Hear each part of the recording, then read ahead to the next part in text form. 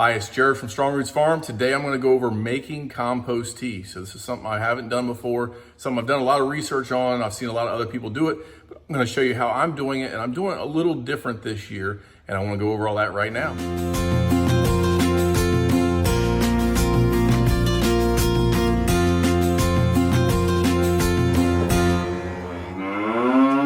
All right, to start off, I want to kind of go over what compost tea is, some of the benefits of it, and kind of some different ways that I've seen guys do it. Then I'll show you what I'm doing. So compost tea is a liquid, basically like a tea bag, used with compost. So you'll take a tea bag, you can use cheesecloth. They actually make bags that you can put your compost in. You could hang it on the side of a barrel or a 5-gallon bucket or whatever you'd like to do and make tea from it. I recommend aerating it. One, because it gets chlorine out of water if you're using tap water.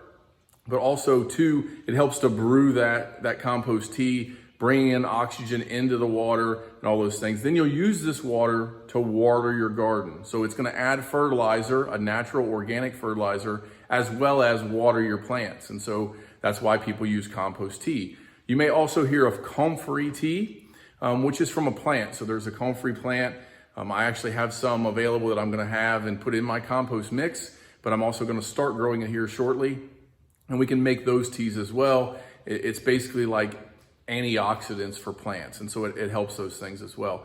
So basically you're taking the compost or worm castings or comfrey and a broke down product that has the nutrients in it. You're making a tea from that, and then you're using it as water. You can also use it on leaves. So you can spray this stuff on the leaves. The plants can take it in through that. They call that foliar feeding. And you can bring that in, and that'll help the plants as well. It's really good for tomatoes, especially if you add some Epsom salt in. It will help tomatoes and peppers to have your fruit up. So let's go out and check out my compost bin and how I'm doing compost tea. So for my compost bin, I decided to use an IBC tote. If you're not familiar with what these are, IBC stands for individual bulk container. They use this stuff around America to ship multiple different liquids in. So it can be chemicals that are very harmful. It can be oils, all these things that are really bad, but it can also be food grade material. So for instance, this had caramel coloring in it for a food grade distributor that was making beer actually, and it rinses out. You do need, if you're gonna buy one of these, I will give you this information up front, you do need to ask and look if they are food grade material. So the plastic that these totes are made out of, sometimes are food grade plastic and sometimes are not, depending on what needed to ship into them. The best way to determine that, if somebody doesn't know, is what was shipped in it prior. The second recommendation is do not buy one of these that are not pre-cleaned. So basically, if something says, oh, it has this in it, and you get it home and you have to clean it, it can really be harmful or hard to clean if something was in there that's bad. So I bought one time, it had olive oil in it, thought that would be no big deal. It was really a pain to clean and try to leave intact. So I'm gonna go and show you what I'm doing over here, and I'll show you my compost a little bit. All right, so in here, really bad angle here, but this is my compost. So I'm layering browns and greens or nitrogen and carbons in my compost bin, and there's lots of different things in here. So I wanna talk a little bit about compost and what you should do and how to think about that. And my best recommendation to you is Google. So Google does a very good job. There's a bunch of good material out there on composting or compostable material. Carbons to nitrogens, how much you should use. And if you just Google seed in compost or carbon to nitrogen compost or composting material, they'll have printouts for you. Things that are good to put in, things are not good to put in. But basically, if you think about browns and greens, which is mostly how people think about this, so grasses, even though they turn brown, are technically a green, which is your nitrogen fixers. And then browns are things like sawdust, wood chips, paper scraps, all of those kind of things. And so that is all in my bin here. And I try to put 2 to 1. So 2 carbons for every 1 nitrogen. And it's by weight, but you can think about wood chips versus grass. And so this is a good comparison. 1 bucket of grass, 5-gallon bucket, is the same as a half a gallon or a half a bucket to a bucket of wood chips due to the weight. So if you're doing sawdust or something that's powdery and light, it may be 1 to 1. But most of the time, My greens, it's about even because of the weight factor of that. I also put in all my tomato cuttings, all the stuff that comes from the garden, all my food scraps from inside, no meats, no dairies, but all those things come out here. Anything that's organic, I don't put anything that I got from somebody else that I don't know if it had chemicals on it. So all that stuff goes in my compost bin. And like I say, the best place to find that is just Google it, and that'll be a good starting point for you so you can learn to compost. You don't have to be super particular about it. You don't have to be an expert at this and know the chemistry. There's a lot to this. Don't fret it so much. Just put stuff in, try to think about browns and greens. For an urban person that doesn't have animal manure, the greens are the hardest thing to find, I would say. On a farm where there's plenty of manure, the manure is definitely gonna be your green, your nitrogen in this, and you'll have a hard time finding enough browns, enough wood chips to compost all the manure that you're getting. Stay away from straw. If you're making a compost bin, straw is the chaff from wheat, and it's typically sprayed with Roundup. I've mentioned that before. Stay away from straw in your compost bins. That's my opinion. So what else did I add? So I talked about wood chips and manure, and I've got other things in there. I had somebody give me some chicken manure from their chicken coop. I put that in there. I know he feeds organic feed. There will be some extra feed in the wood chips that chickens leave behind sometimes. So I try to be particular about that when I'm taking stuff from other people, but I trust this guy. We're really good friends. I took his chicken manure. It's already pretty much mixed to the right ratio because there was a lot of wood chips already in with his chicken coop. So I've got that in there. I had some local horse manure from a guy that had no bedding. They poop on these rubber mats for these fancy horses, and they scoop it right off there. So it was just straight manure.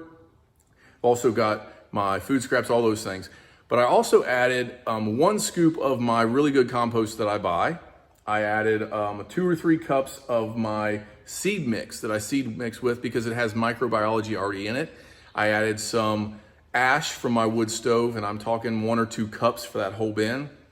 And I added about 3 or 4 tablespoons of the azomite dust into the same compost. So why did I add these other things, and do you have to add them? One, you don't have to add them, but I added the compost and the seed mix because I wanted to super start my compost with the microbiology, which is already in the other stuff. It will multiply then inside this tote.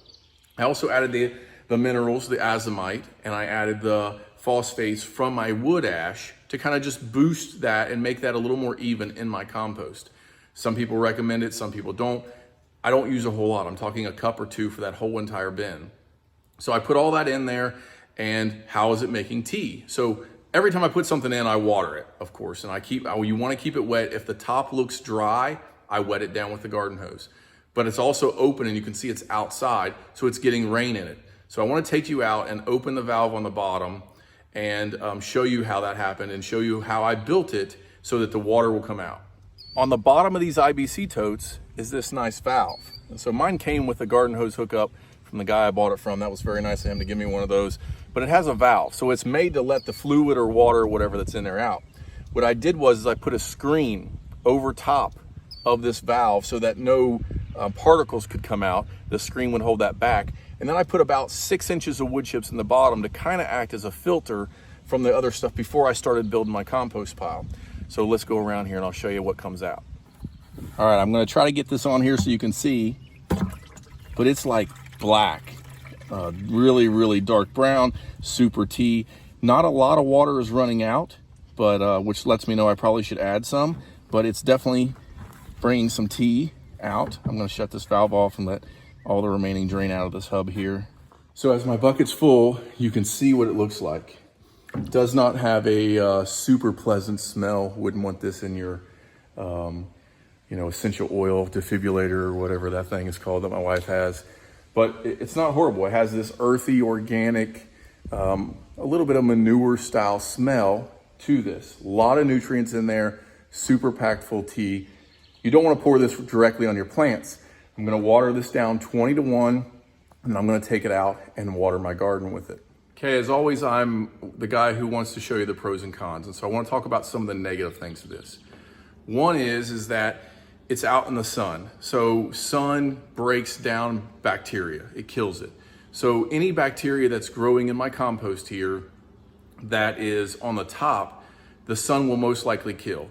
as well as it's not painted. So the light can kind of go through that plastic, which will heat up and could also kill some bacteria and slow the composting process down.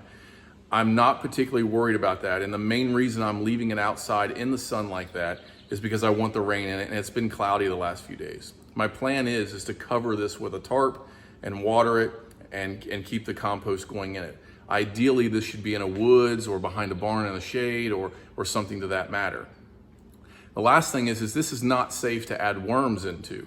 It will be later, but right now it gets so hot sometimes, if it's 80 degrees outside, inside that box could be 150, not good for worms.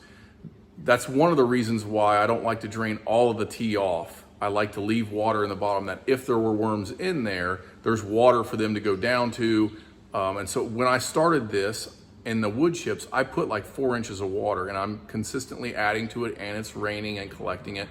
So I like to leave water in the bottom of it to, one, help break down stuff. It can come up to the other stuff if it gets dry in the compost, but it's harmful. It's hot to worms. So in the winter, what I'm going to do is bring this into my barn, keep it covered in the dark, and I'm going to build this as a worm bin, and I'm going to collect worm casting tea off of it. So the tea will come out, same thing. You can use it for your trays when you're starting plants.